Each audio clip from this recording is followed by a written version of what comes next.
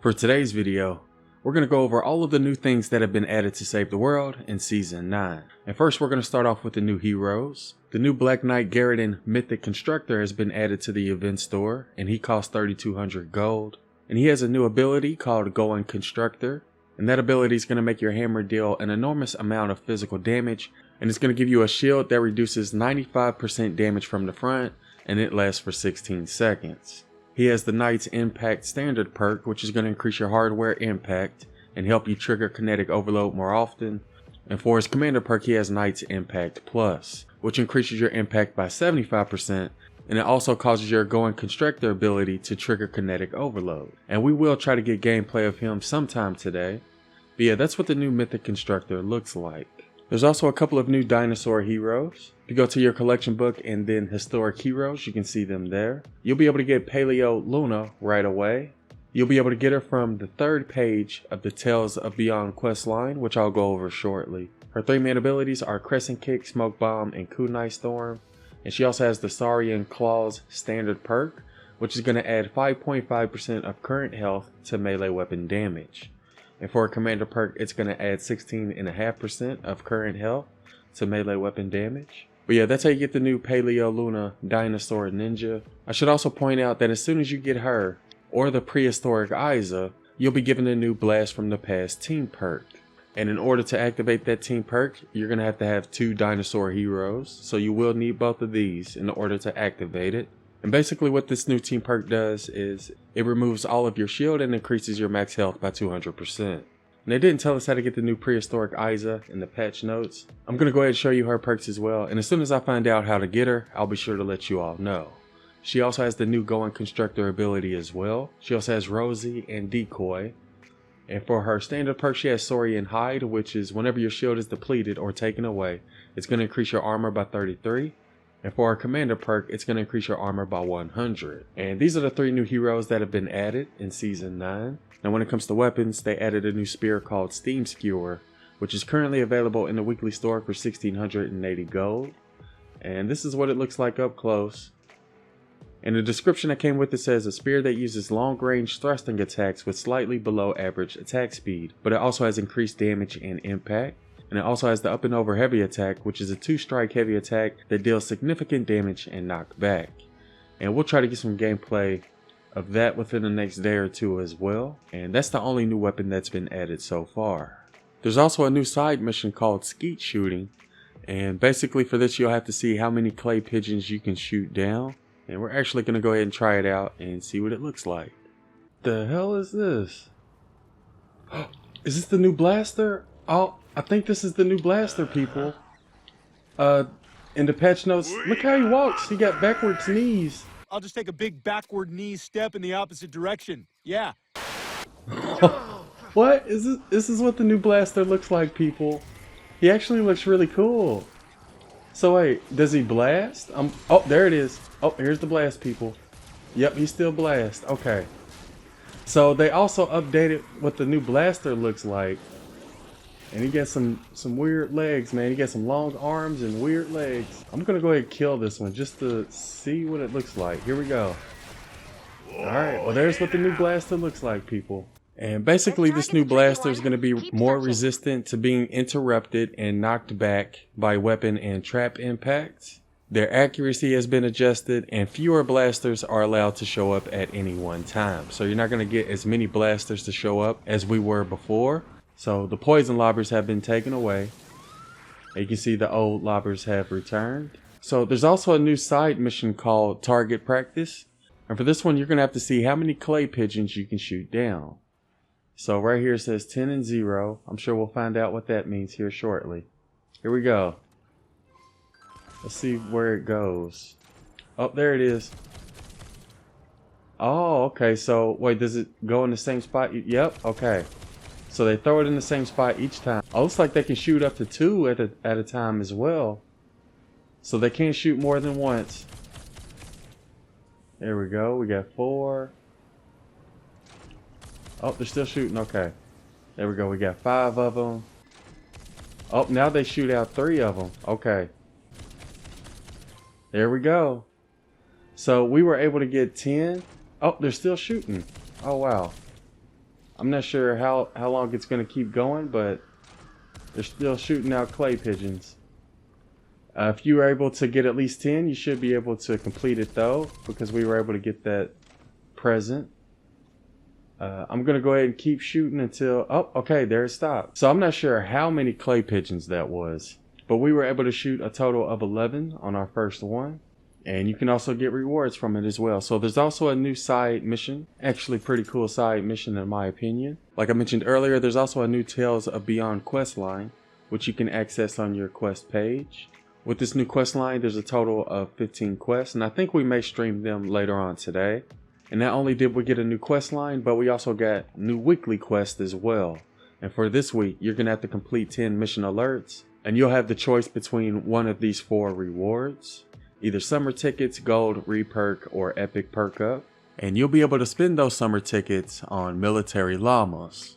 And in my opinion, the military weapon set is the best weapon set in Save the World. So if you weren't able to get the military weapons the first time around, then you'll be able to get them from the new military llamas.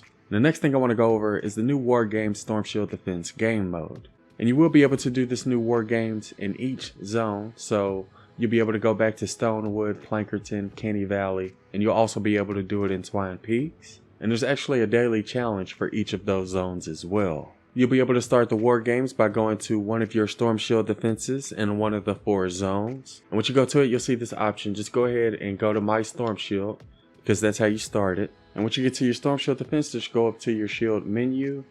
And from there, you'll have to scroll over to the war games section. And from here, you can see your daily war games challenge, which has the torn apart simulation as well as the close quarters challenge. And I'll go over each of those here in a second. But that's where you see your daily war games challenge, and you can see the daily rewards at the bottom as well. And if you scroll over, you can see your custom war games, which is going to allow you to change the simulation, and it also allows you to change the challenge. And you can see the description of both the simulation and challenge directly below. In order to start it, you will have to place down all required amplifiers. So as you can see right now, we still need to place one down before we can start it. So when it comes to simulations, there's a total of 4. You have Torn Apart, which includes a tornado that's going to wreak havoc on your fort. This simulation causes destruction to your structures, flinging players and enemies into the air. You also have Hotspots, which causes volcanic ruptures and lava pools to sprout from the ground, damaging structures and converting enemies into the fire element. You also have the Denied simulation, which is going to cause anomaly rifts to appear more and more around the defense point, and standing too close to these hazards will sap your energy and your health. So you're going to want to stay away from those anomalies. And the last simulation is called Safety Zone. And this is going to cause your main storm shield to go down, and you'll have to rely on your portable shield generators. You'll have to stay inside one of these protected bubbles, or else you'll feel the effects of the storm. Enemies will prioritize destroying the shield generators first, so keep them protected. Each of these simulations will require the player to defend their base for 7 minutes, and a random amplifier will be selected to defend for another 7 minutes. There's also time cheats that are going to be located around the environment, and that's going to reduce the wave timer, so it's going to shorten your waves if you can find those cheats. So I went ahead and started one real quick. For this one, I have to stand inside of these bubbles in order to not take damage. But the thing I wanted to show you all was the new time cheats, which is this thing right here. Oh, it looks like it took down 15 seconds when we got it, and you should also be able to see it on your mini map as well. Let's go ahead and get this one. There we go. It took down another 15 seconds. And it looks like more of these time cheats appear as the war games progresses. So as you can see, we got some more up here as well. So that's what the new time cheats look like in the war games game mode. Not only did we get 4 simulations, but we also got a total of 9 challenges. The first one's called Rolling Fog, which is a heavy fog that obstructs your sights and enemies won't appear on your mini-map. You also have Close Quarters, which is going to cause enemy spawn locations to appear much closer to your base. You also have Husk Swarm, which causes only husks to appear in this challenge, but it also increases their power level. You also have the No Build Zone challenge, which is going to take away your ability to build, repair, and you're not going to have a pickaxe. You also have Heavy Explosives, which causes huskies to explode when you kill them, so you'll have to try to kill them before they get too close.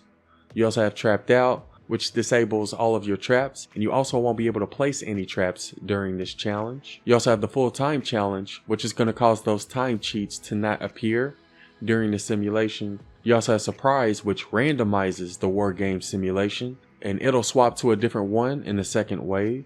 And the last challenge is called Head Games, which is where you're going to have to finish off damaged enemies with a headshot. A couple of other things I should mention when it comes to war games is that it's going to be based on the account level of the lowest player in the party, and it's also going to be averaged with public players that assist in your mission, and this is to make sure that it's challenging for any Storm Shield location. It'll also get more challenging as more players join the mission by increasing the enemy count and enemy power level. Another new feature I should point out when it comes to Storm Shield defenses is that you can now opt to wait for assistance. If you look in the bottom, you see that option that says wait for assistance, and that requires at least one other person before the defense or war games mission starts. So if you want to play with other people's but you don't want it to start right away, then you can opt to wait for assistance. One thing I should point out is that if you go down, you won't be able to get back up unless another player revives you. So if you're playing solo, you'll only have one life to complete the simulation. Another thing I should point out with the war games mission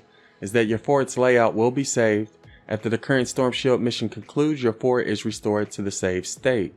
This includes all structures and traps, including the durability, placed before you started the mission, and for any structures or traps that are placed after the mission starts, they'll be cleared after the mission ends. So basically it's going to restore your Storm Shield to how it was before the simulation started. Like I mentioned, there's going to be war game daily challenges, which you can find on your quest page. It looks like each of these give 100 gold as well as 100 summer tickets. As you progress and unlock new zones, you'll be able to unlock a War Games daily challenge slot associated with that zone. And the maximum you can do each day is a total of 4, one for each zone. There's also a new War Games event quest, and these quests will help players discover all of the aspects of playing war games while offering some nice rewards in the process.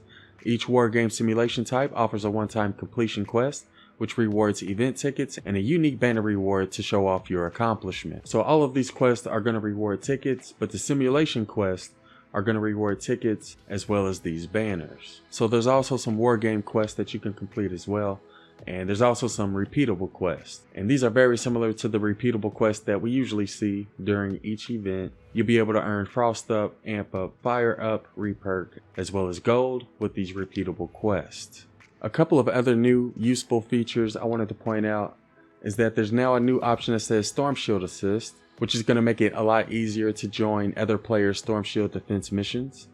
And there's also a War Games Assist, which is going to allow you to join another player's war game mission. And I know a lot of people have been requesting this feature, so that's how you join other people's Storm Shield defenses as well as their war games. And just like with Play with Others, these matchmaking options offer a 20% bonus XP. And that sums up the main things I want to go over in regards to the new War Games game mode.